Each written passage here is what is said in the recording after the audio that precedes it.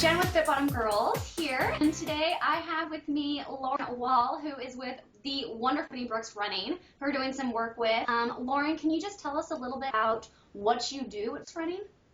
Sure. I'm Lauren, and I'm the product line manager at Brooks Women's Apparel, which means I coordinate the designers and the developers in creating a line that is fun and functional and perfect for the market. Oh, it's a pretty exciting job, right? Oh, I love it. It's my dream job.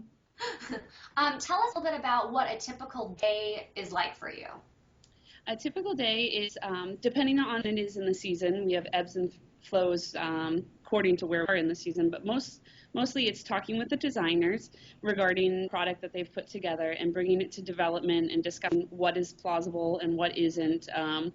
We go anywhere from thread color used on the garment to what type of zippers, fabric, materials. I review labs and make sure that the colors are matched the way I want it to do. And just talk with sales on how the numbers are going for the product out in the market today, and work with graphics for some of the product that's coming down the line in the future. So it's hands in a lot of different departments and a lot of different seasons all at once. Very cool. A lot to balance, but a lot of exciting stuff, it sounds like. A lot of exciting stuff. Every day is a new day with different challenges and different excitement. It's almost like every day Christmas because we get to see new product and new designs and new fabrics. So I love it. I know when I was out in New York and got to meet you face to face, and you were showing us some cool different products you're coming out. You talked a lot about, where your ideas come from and how much you get from actual, runners who are out there running. Can you talk to us about where all of the ideas for all the different, little things here and there that you do and little pieces and, where those really come from? Sure. First and foremost, we're rooted in what the runner needs and wants out there. Going forward, or the last couple seasons as well as moving forward, we're really seeing a shift in the way women look at their run apparel, and they really don't want to choose between fashion and function anymore. It's not a matter of it's being technical but looking ho-hum. They want it to look on. They want to look like they're not necessarily going out for a run, but just walking and styling. So we infuse a lot of that aesthetic into the line, but then the points that are derived straight from running are things like funnels to keep you warm, ponytail exits, because we all know the pain of stuffing our hair into a hood and just to have it pulled back or feel this big of hair back there. Soft brushed thermal fabric, which everyone loves the way it feels, but is also nice and technical as far as keeping you warm in winter months. So little key details like that that are definitely made for runners by runners. I'm a runner myself and love to tout all the product, and there have been when I come back and said, nope, this isn't good enough. We need to make the thumb hole larger or put a ponytail in it, and sure enough, we're able to do that and get it into the market that way. So. That's awesome. So say, you get a great idea from, one of your customers, or you yourself have a really good idea. About how long does it take and what is that process like to get it from that original idea to a finished product? We work from a 12 to 18 month calendar, actually.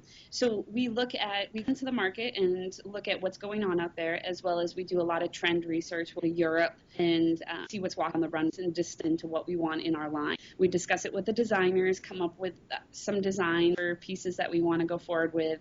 Then we hand off to development, and they go ahead to meet with the factories, and it's a lot of back and forth and making sure getting things right and exactly how we want it so that when it arrives in the store, everyone's happy about it. That's cool. And that must be challenging you basically have to pick out trends and colors and different looks, well before they come out. It is. Thankfully, there's some trend subscriptions that you can subscribe to. Trend books and trends that's their entire job is to be able to predict what's coming down the line, as well as those trend travel trips that are key in influencing the aesthetic of the line, seeing what is out there, what's coming down the runway, what's in some of the trend shows over there. So a lot of inspiration. That's cool. Now, I know you had mentioned a couple of key things that I love and I know lots of our readers love, like the holes and the ponytail kind of exit through the hood. What are a few of those other little details and little items that you have that you think are really special and are some of your favorites? Well, some of them are very, very functional. Like we have an iPhone pocket in our new bottoms. So we have Infinity Capri, Infinity Tight, Essential Capri. All have a iPhone pocket or pocket in the back that fits an iPhone. And actually the fabric between you and the pocket is waterproof, so you don't sweat through to what's in your pocket, which is, even if it's cold, we all tend to sweat a little bit. Something like that is very functional. We have draft flaps, which are the little garage that protects your chin from zippers, which is also very functional. And then nice and brushed. And then aesthetically, we add a little bit of piping. So this little pop of color. When you open it, you have a little more color, but when it's closed up, it's just this little hint. And it's like a little secret inside your jacket that only you know about. I love that. I love that. And I love the blend of kind of like the fashion with the function, and then all those little, those little nuances that definitely people who are runners, really benefit from it. This would be perfect if it just had this, and then it actually has that. Or they really thought about this. That's really cool. I think it's really important to blend the two. It should not only are we runners and we know what we're doing out there, but that everyone wants to look good when they're going out for a run. You don't have to just put on clothes from the bottom of your drawer. It's fun to celebrate your running apparel and celebrate the fact that you're out for a run. It's a great thing to do, so why not embrace it? Totally. And more fun is it when you look cute. You're like, yeah, I'm ready to put on it. How many times, I've a million times of, I don't feel like running, my training's, towing, and it's getting harder and harder out the door. I'll go buy a new cute running outfit, and then I can't wait to get out there and go for a run, show it off. Yes, and that is one of my favorite tricks, besides just buying the outfit, is then when you feel like not working, actually go put it on and put on like your bounciest pair of sneakers that you have. And then, like, what are you going to sit on the couch in that? Like, no, you're going to go do something. Like, just the act of putting on the uniform of being fit kind of inspires you to act on it a little bit. Oh, completely. It's definitely a trick I hold up sleeve for those rainy Seattle days that it's just nice and gray. I throw on the best clothes I have and run out the door. Let's talk a little bit about, I know you guys done a lot with night running and visibility of runners when it's dark outside, either in the morning or in the evening. Now that the weather's changing and the season's changing, there's a lot less daylight. So talk to us a little bit about what you've been working on with running at night. I know there's a lot of science and cool stuff involved. Okay, so nightlife has definitely been a key category we've concentrated on for fall 12, which is what's hitting or what stores July and August. And we found that there's key principles that we apply to the nightlife collection. The old thought, both from us and from other brands, was that it's all about being seen. What we found with some extensive research is it's all about being recognized, which means when you're out there and there's a car coming your way, there's a second decision that's not a conscious decision of, do I hit this or do I avoid it? And what we're trying to do is appeal to that part of the brain that recognizes that you are human and not a traffic cone, because you can put 72 square inches of reflectivity on it, but if it's banded across and you look like a traffic cone, it's going to take them that split second to go, oh, I don't want this to ruin my car, whereas the instant reaction of, that's a human, I need to avoid it, is what we're trying to appeal to. There's some technologies that we're using to achieve that. One can be actually straight out of the books of motion capture, what you see Pixar uses, and that's identifying them by key motion spots, things like wrist, elbow, shoulder, knee, hip, ankle, the points that when a human is out there is recognizable as a human. So that's where we put our reflectivity. Some of the other things that we're using are great fluorescence. So depending on the light source, you're actually going to glow out there. And then the last thing is going to be contrast panels. So outlining the body with contrast panels will help recognize you as a human rather than a traffic barrel. That's cool. And I love the whole idea. Like, it's so much better. Not only does it look better instead of like putting on like a huge reflective vest, to have where it's integrated in the design, but then, also it's better seen as a human and not, like you said, like the traffic cone analogy, like you're dodging a human if you're out driving. We actually, we have two jackets, the Nightlife jacket and the Infinity jacket, that were updated for fall 12 that actually have flaps. They're snapped up every day, like when you're out there running the day, and then you can go ahead and unsnap them and have added reflectivity right on your hips, and they curve around your thigh, so that way you're getting reflectivity from the front and from the side, not just one direction. And it's one of those key motion points, your hip, so when you're out there running, you're going to be recognized. On the junk in your trunk a little bit, like on the side? for safety. I love it. Talk to us about your own personal running schedule. I mean, you obviously, you work in the industry. You think about you're talking about running all day long.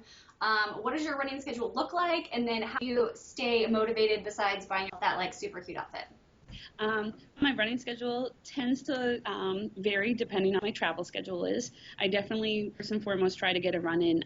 I find morning, I'm not a morning person, but if it's done in the morning, then it's open and all day, no matter if a meeting runs late or I need to stay and sort through some samples. I already got my run in, so I don't have to worry about it.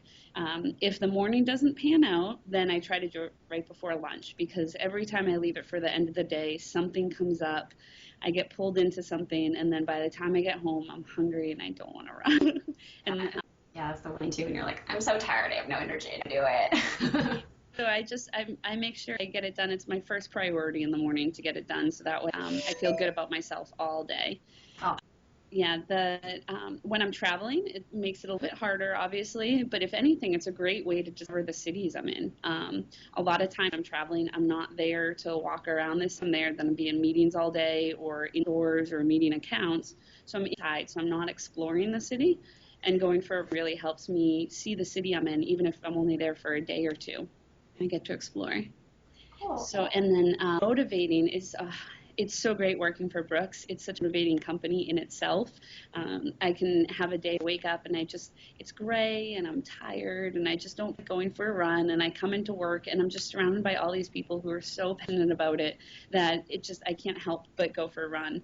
I always have a pair of running shoes and a running outfit in my drawer, so that way if the time comes, I can just throw it on and go. No excuses about trying to find something to wear. But it's just so great, and I've been able to do that for other people too. Just, we all look out for each other, and just when everyone's passionate about running, it's hard not to go for a run. Very cool. Do you do any other workouts besides running, or is it your go-to workout? Running is my go-to workout. I grew up doing track. I've never coordinated enough to do anything else with any form of ball or anything. I just loved running. It's free. It's just you jump out the door and you can go. It's definitely my go-to. I've done some paddle boarding, and I've done a little gym workout, strengthen for me a better runner. It's only focused on running for me. Cool. And what do you wear? It's like your favorite outfit right now. Oh goodness, what a question to ask. Depending on weather, I'm a huge fan of the LSD jacket. And then we actually have a vest coming out in spring 13, which is my favorite piece to be running in lately. So that doesn't come out till January, but it's taking everything I love about the jacket and making it into a vest. My favorite bottoms are actually the Infinity short tight, but I use a lot of go-to or, oh goodness, I have so many options.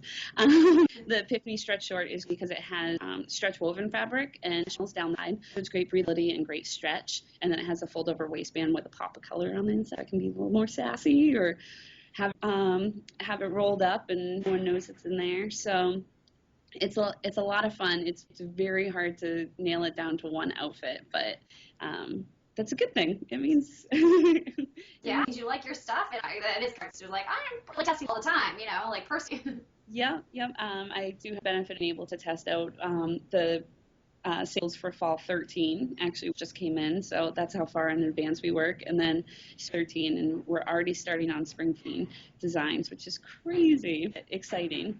Wow. Now that we are in, straight up fall months, I'm in Kansas City, and here it has felt like winter with how cold it's been actually. What tips do you have for dressing for this time of year when the weather is cooler but not freezing, and definitely, not hot anymore? My number one tip is when you go outside in your outfit and you want to dress about 15 to 20 degrees warmer than it is. So if you walk outside, it's 30, think of what you'd wear on a normal day when it's 50 out. And that tends to be the best regulator for me when I go out. It's a little different. Some women run a little colder, some run a little warmer. So you do have to pay attention to your own body on that. But I find that when the weather changes, especially when it changes as suddenly as it has the last week, that people tend to overdress because it's so cold and they forget that they want when they're out there on the run. So they put all of these heavy items on, and then they go out and they overheat, and sometimes it's discouraging. So dressing for 15 to 20 degrees warmer, and then the other thing is to layer. That's what gets me through, when I lived in Massachusetts, the cold Boston winters, and that's what gets me through these mild Seattle winters, is layers on, because worst comes to worst, if you did overdress, you can always take a layer off, leave it on the side of the road, and pick it up under a bush or something so no one takes it. But and that way it doesn't discourage you when you run. You don't feel like you need to run back home and drop off pieces, and you're adjusting to whatever weather conditions come your way when you're out there. Those are great tips, fantastic tips. As we get also into the holiday season, what if you could recommend for every runner to put one thing like that they want on their list, like one running item, one running apparel item on their list? Mm-hmm. What would, like, life-changing? What would that one thing be? Oh, goodness. I am a huge proponent of LSD light jacket. And the great thing of it is the different weather conditions you can wear it in. You can wear it in a light mist. It's windproof, so it completely blocks wind, which is a lot of what cools us down really quick. That wind picks and temperature just drops down. It's nice and versatile. You can wear something like a back or even a sleeve underneath it on a really mild day, or you go as far as wearing a thermal long sleeve, thermal half zip underneath it, and it really just adds lightweight weather protection while you're out there no matter the temperature. So awesome. What colors does that have? Oh my goodness, we have some torn and tropic, and we have oil purple and citron, so a purple and green, and then like a turquoise and a light turquoise, and then we have a vino and plum, which is going to be in that magenta, deep magenta, nice jewel tones. The best part about the jacket is that it actually packs into its own pocket, so you can keep it stuffed in your gym bag, in the trunk of your car. We now have a solid black one, which is in my at all times, especially in Seattle, because I'll walk into a store and it's bright and sunny, and I go out and all of a sudden it's windy and misty. So I just take that out and zip it up, and it's with whatever I'm wearing. So. That's awesome. I love that it's in a pocket. I know. And it has a hood that's completely adjustable, so when you pull back, it cinches it down right and back, so you still have peripheral vision as well as the nice protection. It's not falling off your head. Falling off your head when you're out there running. So it's great, nice and functional as well as cute. Y'all think of everything. We try. That's our job. Well, I'm wrapping up here. Is there anything else that you would like to say, to add, to talk about? Oh, yes. Just some of the key points that I put upon. Layering really help get you through those winters. And the great thing about it, it doesn't mean you need a really heavy jacket for the days. You can be taking what's in your closet and then layering pieces on top of each other to get you through the winter months. So it's utilizing some of the pieces you already have, coming down to just getting the core lightweight jacket, a nice thermal half zip, or mid layer, and even a base layer on some of the colder areas.